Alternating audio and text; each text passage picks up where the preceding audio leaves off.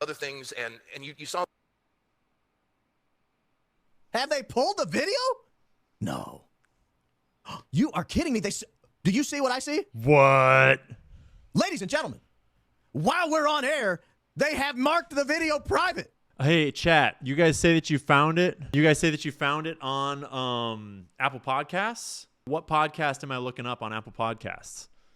Do you guys see what's happening in the chat? Do you guys see what's happening in the chat right now? Everybody look in the chat. Those are all first-time Twitch chatters.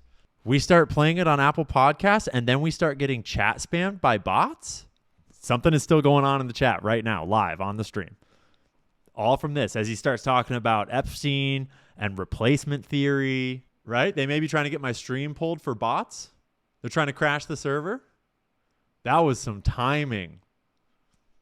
I'm sure it's a coincidence. Conspiracy theories are entering a dangerous... Information is the oxygen of the democracy. There's so much evidence out there that even if less than 1% is true, that would be enough to collapse the current paradigm and change the whole planet. All right, guys, this is a bit of a different video, but I think that it is probably some pretty significant evidence in the Charlie Kirk case, and it's super interesting. So I want to just explain what it is real quick and why it's coming out in this format. Pastor Rob McCoy has become a very suspicious figure in this case, and Candace has been digging a lot into him and his background, but so have a lot of other people. And Baron Coleman, who has been made famous for finding the Google search trend stuff, he started watching a whole bunch of Pastor Rob's sermons and realized that some really weird stuff got said. And he stumbled across one sermon in particular that was very interesting. And he went to stream it, and you'll see what happens. And based on what happened, it getting taken down midstream, it seems significant. And so then when I went to go listen to it on Apple Podcasts, what happened to my stream seems even like to add to the significance. And so although it's a weird format because it's a lot of it is listening to the audio of this podcast as we go, I felt like I wanted to give you the whole, like as much of the whole thing as possible, because I think that what's in this podcast is probably pretty important to listen to. And I actually spoke to Baron about what he noticed about it. Why was he going to comment on the video? And actually there was stuff about the video and about his mannerisms, Rob McCoy's mannerisms, that we don't get in this one, that he said was even more weird. But for that reason, I've clipped out like gaps and breaks and kind of squished it down so it's not a 3-hour long live stream. You can go and see that on my Twitch account. That's still up live, and it's fascinating. But I've clipped it all down to hopefully the most interesting parts, and he says some very blasphemous stuff as far as I can read it about the Bible and about Christianity, and it's just wild. So it's a weird format, but watch the chat, listen carefully to what he says. I was so confused that I didn't even pick up on some of the stuff. And in watching it back, there's a bunch more in it that I didn't even notice in the first watch through. So make it what you will. It won't be the video for everyone, but I thought it was a pretty important piece of evidence to just put out for everyone to see what happened so that y'all can judge for yourself and do with it what you will. So without further ado, here's what happened on my live stream today when I tried to listen to Rob McCoy's missing podcast. Breaking moments ago, Rob McCoy removes YouTube video evidence while Baron Coleman was live analyzing it on his stream. Real Baron Pod had set up this McCoy sermon as the single most damning thing that exists today when it comes to Charlie Kirk and what happened to him. Moments later, the video is taken down. You have to see this. Is this some kind of admission? Everything Rob McCoy says today is conditioned in many ways on Charlie Kirk not changing his mind from what Rob McCoy says it is. Now today, Rob McCoy's pastor suit is featuring what looks like Navy garb. Looks like a Navy getup. Looks like he's on a sailor boat. Rob the Sailor Man. But let me get to this real quick because I think this is an absolutely critical moment in the Is it going to happen before he does it? To neutralize Charlie Kirk. I just want to set this up because I have put so much research into the Calvary Chapel phenomenon and Rob McCoy's role in it, and it is wild. It is wild. Other things, and you saw. Have they pulled the video? No. You are kidding me. Do you see what I see? What? Ladies and gentlemen, while we're on air, they have marked the video private. And so if you don't know, it's like it's a bit of a process. You have to get into your YouTube studio. You have to go locate the video. You have to go into the menus and drop it down and hit the mark private. Takes a second. And if Rob is watching and he's like, oh, I remember what I said. Oh, okay, fucking go, yo, close this shit. Shut it down. Shut it down. Damn. Baron The Coleman. guilty fleeth when no one pursueth. Bring in the heat. You are kidding me. The guilty fleeth when no one pursueth. This is, without a doubt, the largest admission that I've come across yet in the Charlie Kirk mystery. I cannot believe what we just watched live. And if they think this is going to make them look good,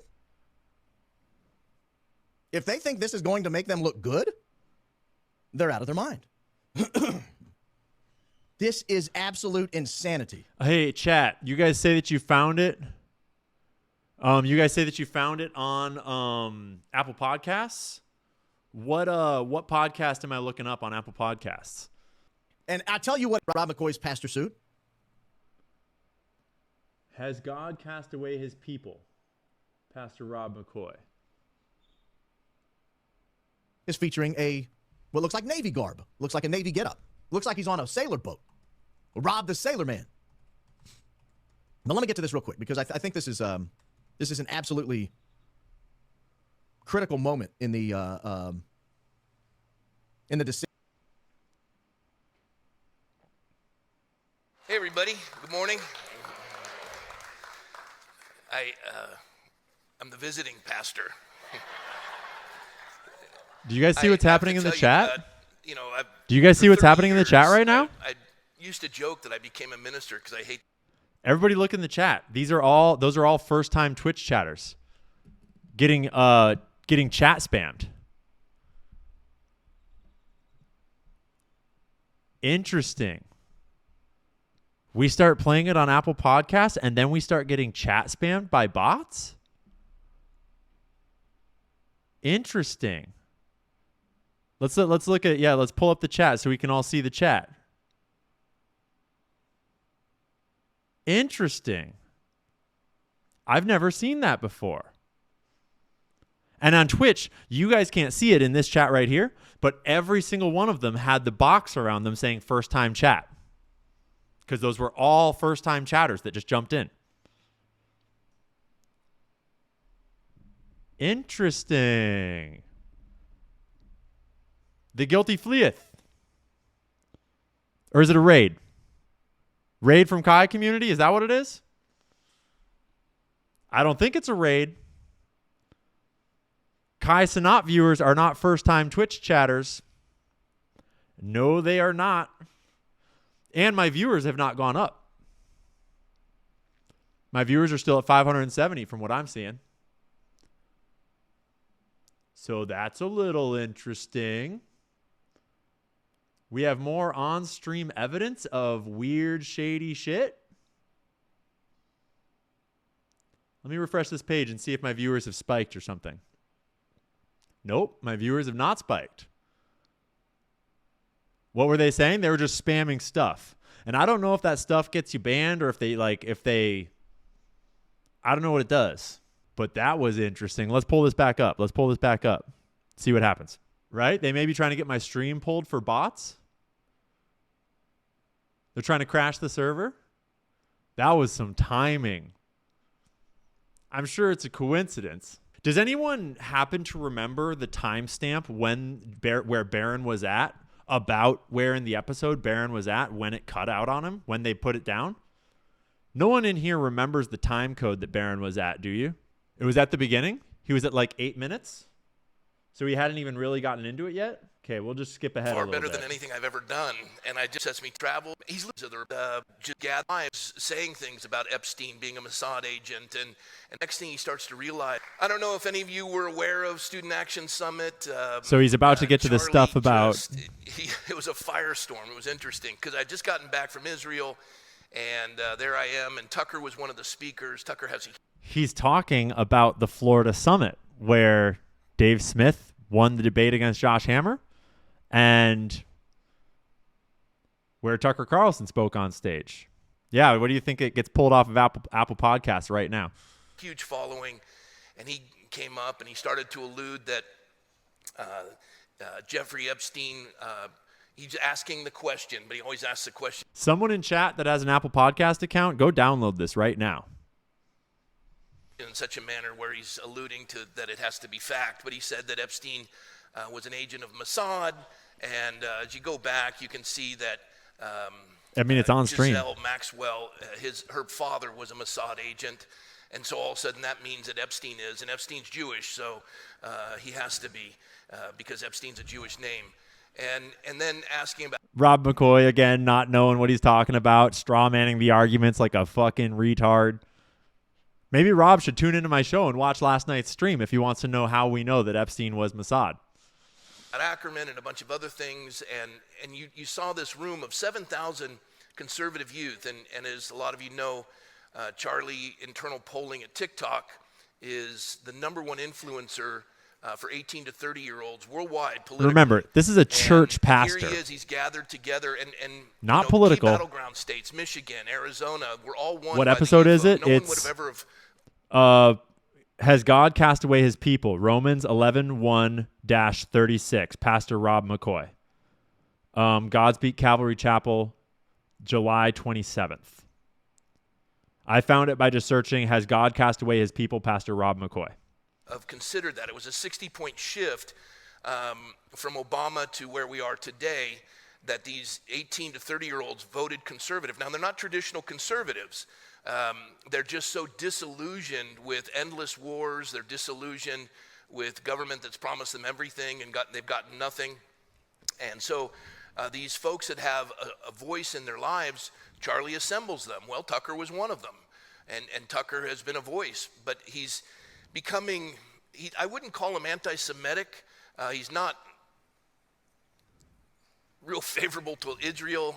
Candace Owens, on the other hand, I'm not sure where she's gone. So I just want to point out that everyone in the chat saying that it's a Kai Cenat thing, my view count has not gone up. We have the exact same number of viewers unless there's like some glitch. I've refreshed it. It's still 580 or so, 570. I'm going to hard reload. Yeah, it's still 579. I kind of doubt that Kai Cenat rated our stream. Kai Cenat has like millions and millions of people.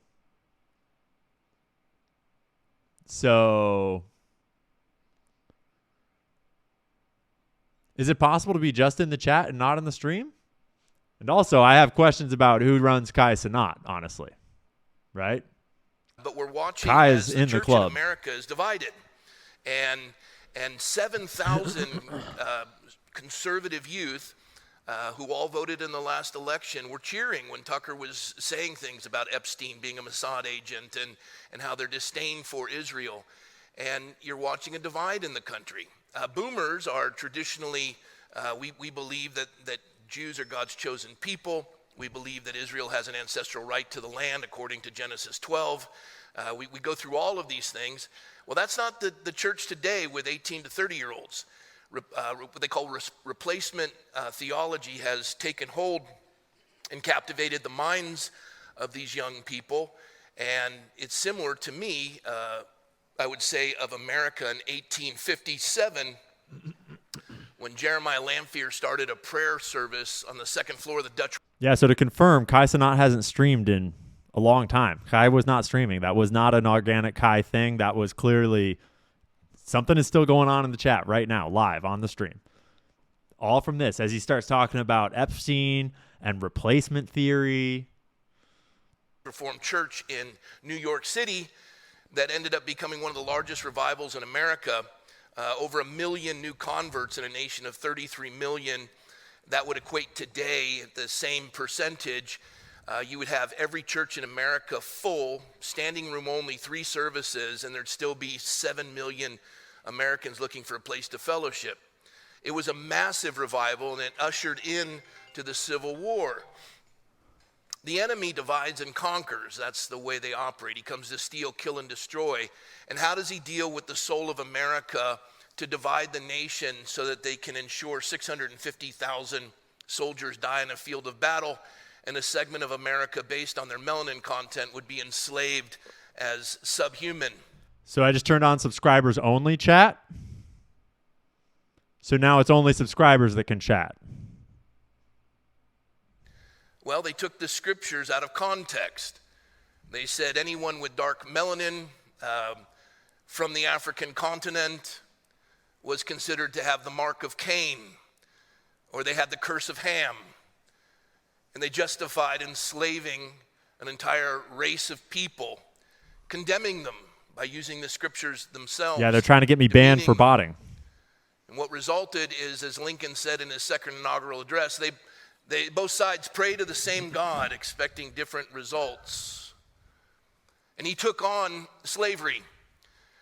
When he did the amendment to abolish slavery in the United States, it infuriated the northern supporters. The death toll in the United States was overwhelming. They all wanted to say it was about states' rights or preserving the Union, but in every secession document of the southern states, slavery was listed. So for those of you who are revisionists, not really sure why he's rambling on about slavery right now or what this has. So, yeah, clip that, by the way. But Barron's smarter than me, and so maybe I'm going to miss what Barron is talking about here. If Barron explained it on his stream, walk me through it in the chat while we're going through this so we don't miss it. But at least it'll be recorded on this stream, and we can rewatch it and figure out what's going on here. Yeah, you saved it in Apple Podcasts. You want to download it to your hard drive, though, not just save it in Apple Podcasts, because if they take it down, I don't think saving an Apple Podcast will do it. Historians and say it wasn't about slavery. You're wholly wrong. Just do your homework instead. Yeah, by the way, bots, you're welcome to subscribe if you want. Feel free to subscribe to my channel, bots.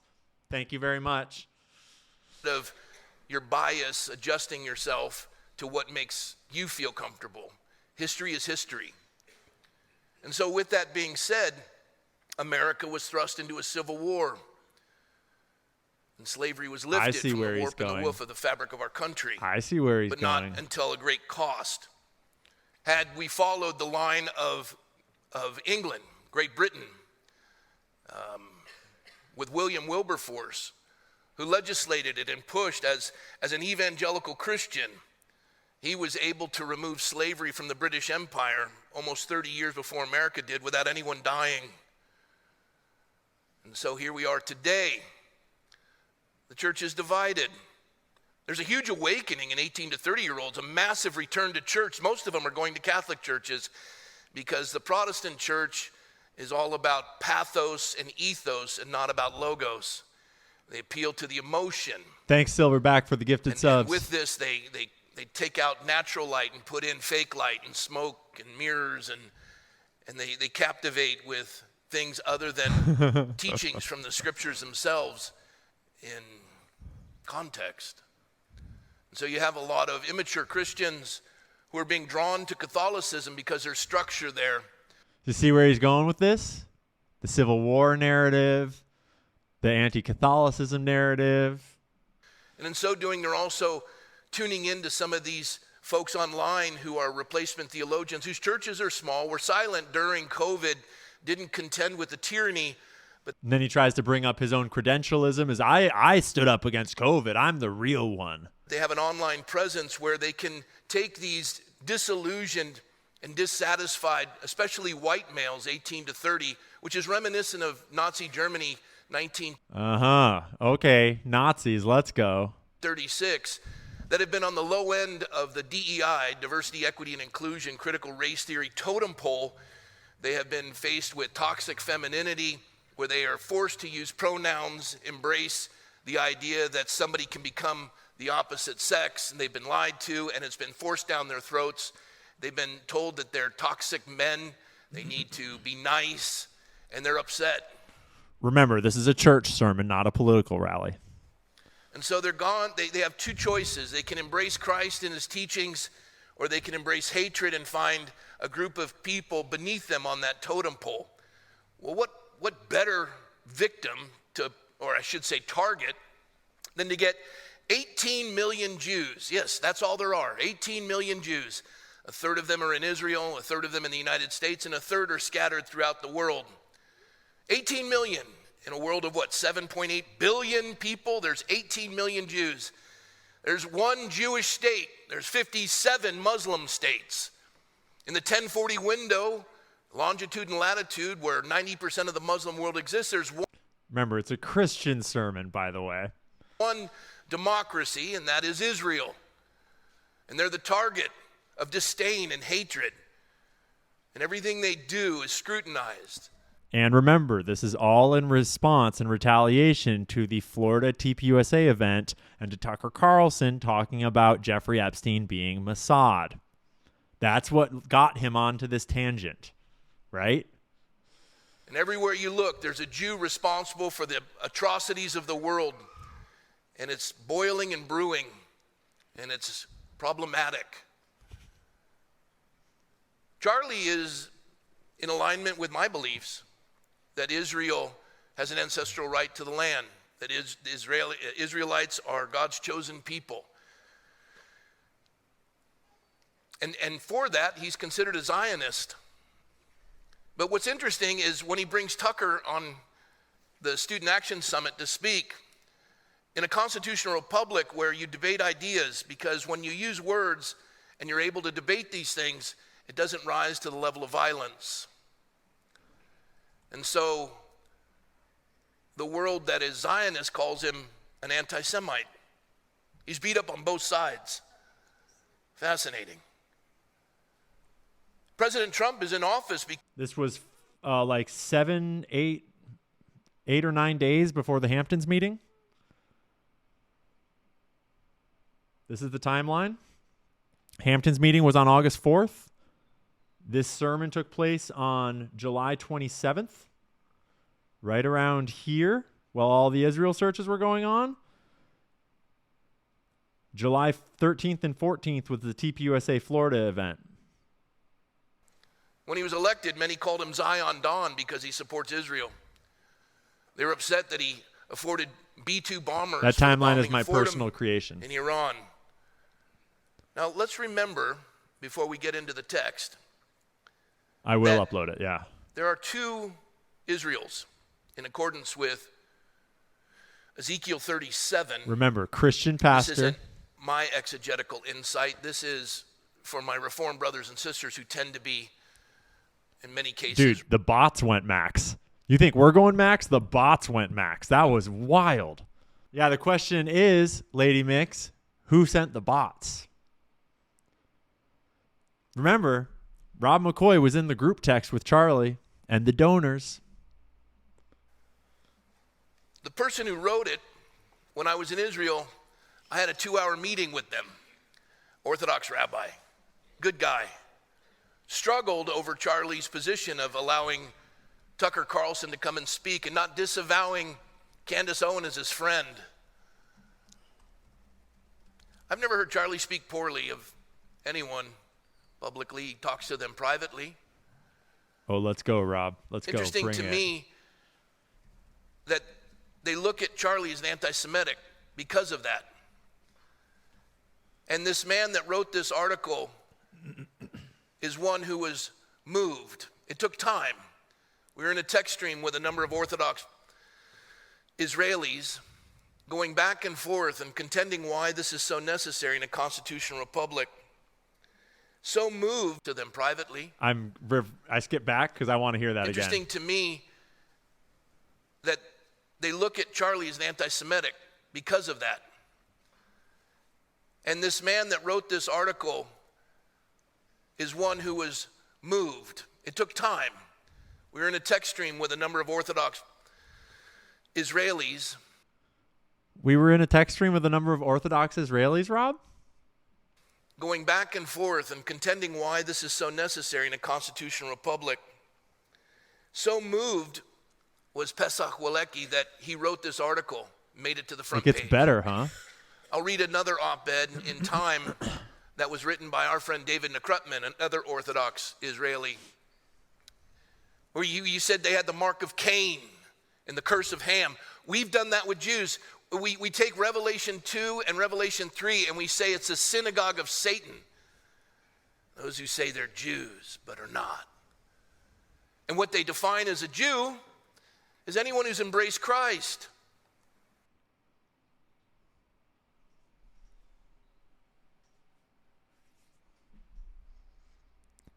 Those they define as a Jew is anyone who's embraced Christ?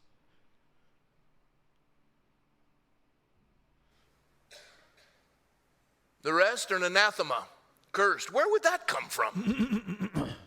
From Jesus? Everyone ever heard of a fellow by the name of Constantine? Constantinople? He's the one who brought all the bishops together to... Rob's about to tell you how he knows more about the origin of biblical text than every other Christian that's ever lived that helped contribute to making the King James Version reality, I think is what's going on here, right? That passage was added by Constantine, is I think what we're about to be told. That is propaganda from the Romans. That's anti-Jewish. It's anti-Semitism. It's the Romans were Nazis, I think is what we're about to get, right? Unify the church. Some of the canons... The Dead Sea Scrolls were also Nazi propaganda, if you're not aware, bro. FYI, Hitler did have a time machine, you know? He went back, and he got busy back then. And the Nicene Creed, and I've been going through, and it's insane what was written in some of these canons. What is said about Jews? It's vile. This isn't new. These are the words of Jesus Christ that he's referring to here. This wasn't like the words of John or the words of Luke. This is red letter. And I am not an educated Christian, and I know that. This is red letter. It cycles. Right? Am I wrong? And if it isn't addressed and if it isn't talked about, there's going to be another Am I wrong Holocaust. on that? There's going to be another Holocaust if you listen to the words of Christ. And that's why we're here today. Some of you are hoping, I really want some sunshine blown my way. Micah will be back. No, I'm kidding. I understand why they might have taken this video down once Barron had noticed it. Skadoosh, great name. Thanks for the gifted subs. Hopefully we got some bots in here now. I was burdened to share this with you. Oh. I think it's telling. Who of the state burdened of you our with nation, that, Rob? And it's wise that all of us are educated to be able to give a ready answer. Listen, you may even disagree with me. That's fine. But give me your reasons when I give you mine. And I don't want an emotive. It needs to be original sources. I have those. So with that being said, if you have a Bible, open up to Romans chapter 11. If you don't, the folks walking down the aisle will give you one. Just raise your hand. Welcome to our Godspeak family.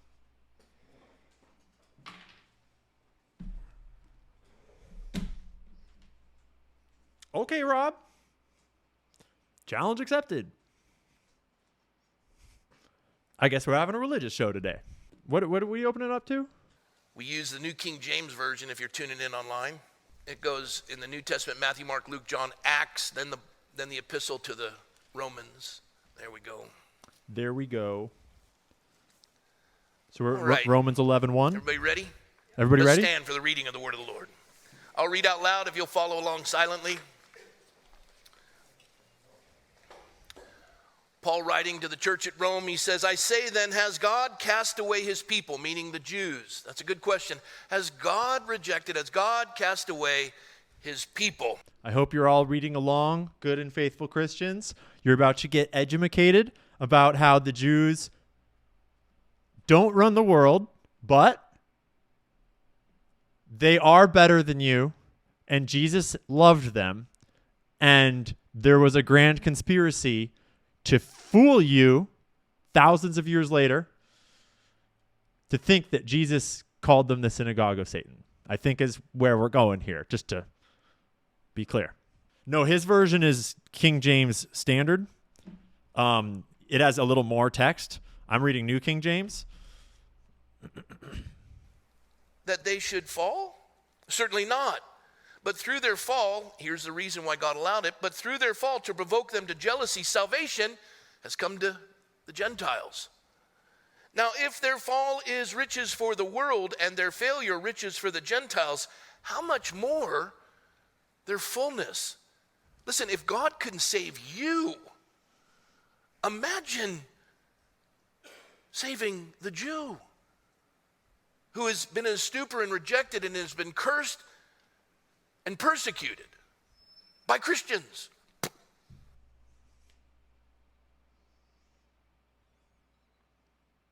You hear that, Christians? That's your Christian pastor telling you that you guys are persecuting the Jews for thousands of years. Shame on you. Repent. I think that's the message, right?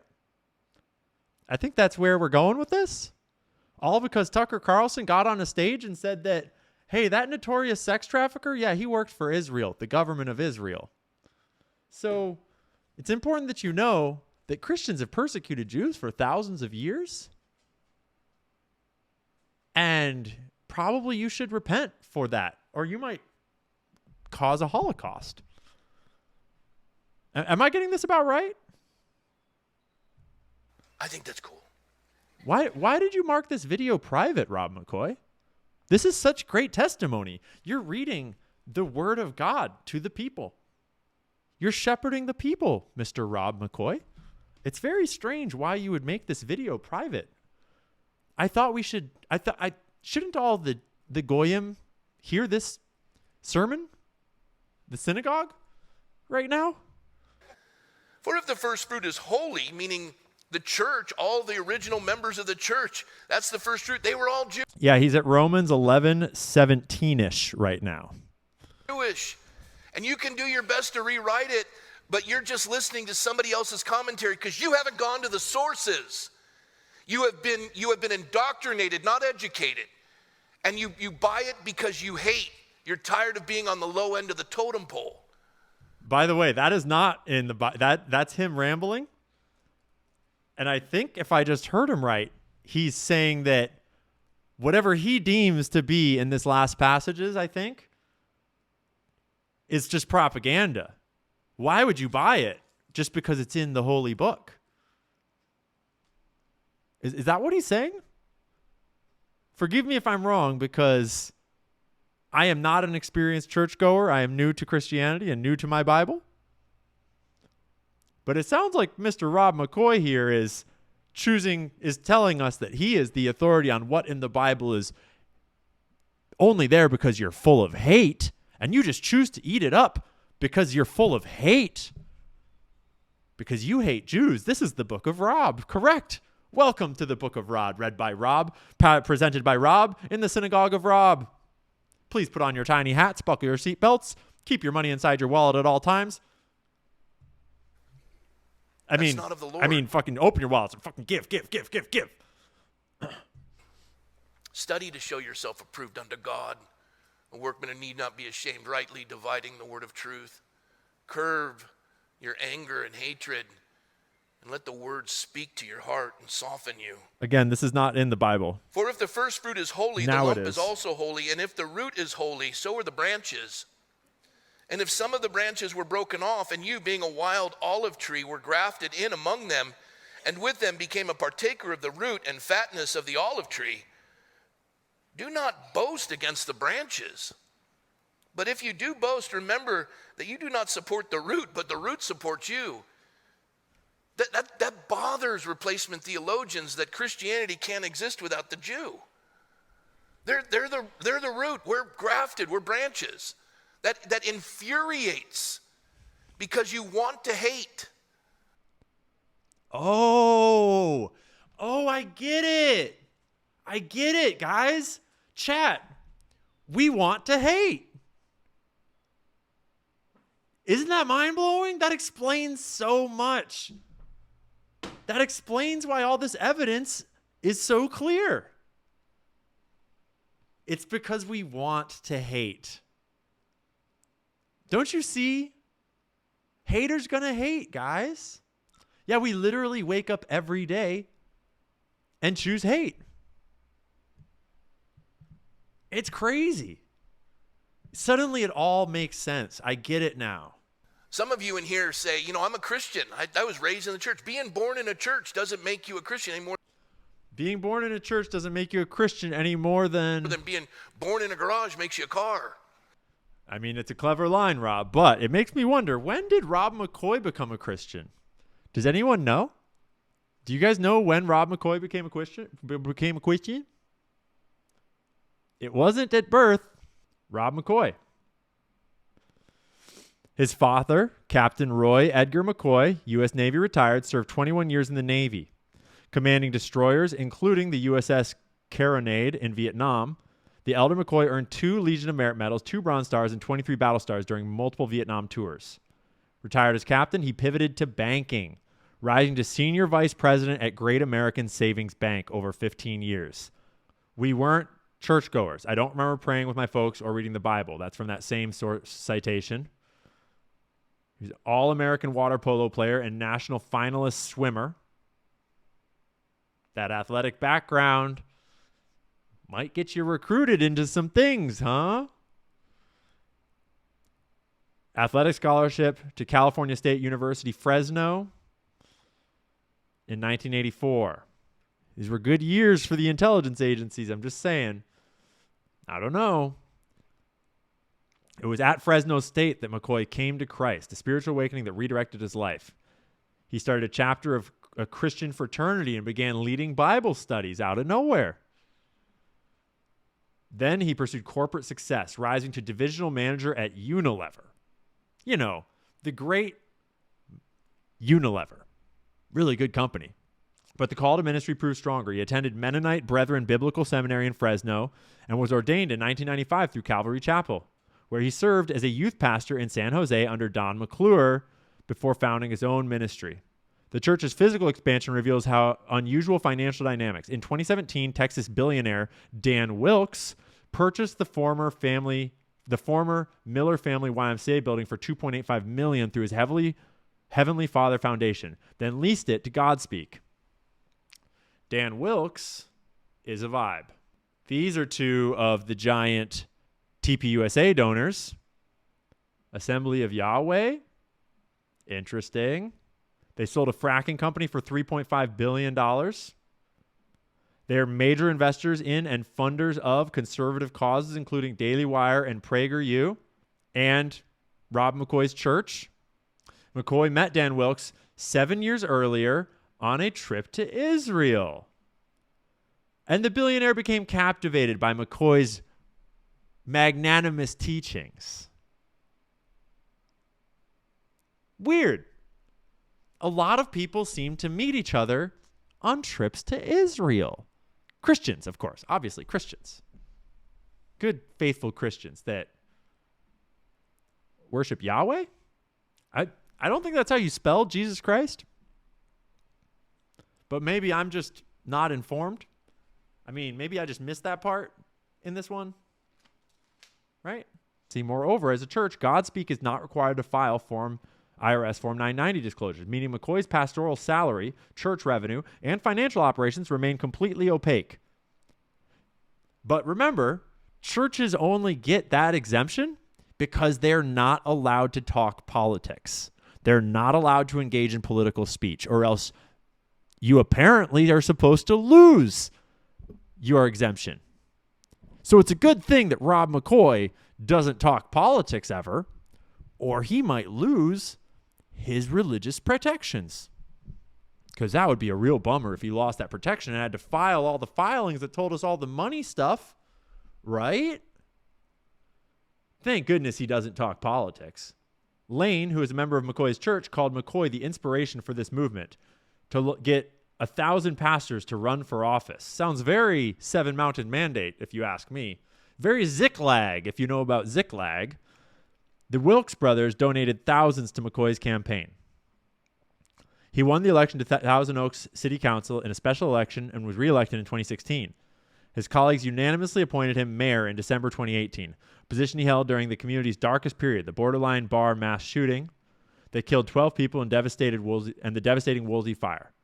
He provided visible pastoral leadership, opening vigils with prayer and offering strength and healing and reminding people that the Jews are God's chosen people and that Epstein didn't work for Mossad and that you're filled with hate. If you ever read books, don't read books. You hate. You hate. You hateful people. Ziklag, this is wild. Ziklag is a Christian organization named after the biblical city of Ziklag. Its membership is exclusively for individuals with a network of over 25 million, as well as faith-based interests. Their goal is to have a strong influence over the 7 mountains of society. So it's literally a semi-secret society of millionaires dedicated to controlling the 7 mountains that control culture. Their membership is technically secret. So when you look at NAR, Paula White Cain, faith advisor to Donald Trump, comes up, and she sure seems to be associated with NAR. NAR is the fastest growing movement in Christianity, apparently. And it has this belief in new apostles. Like Pastor Rob, the book of Rob. He'll tell you how to read it. He'll tell you what's true. Forget about the whole, Jesus, come on. Jesus didn't say that red part. That red part is anti-Semitic. You're being manipulated by Constantine. Just ignore that red part. Because we have new apostles in NAR, right?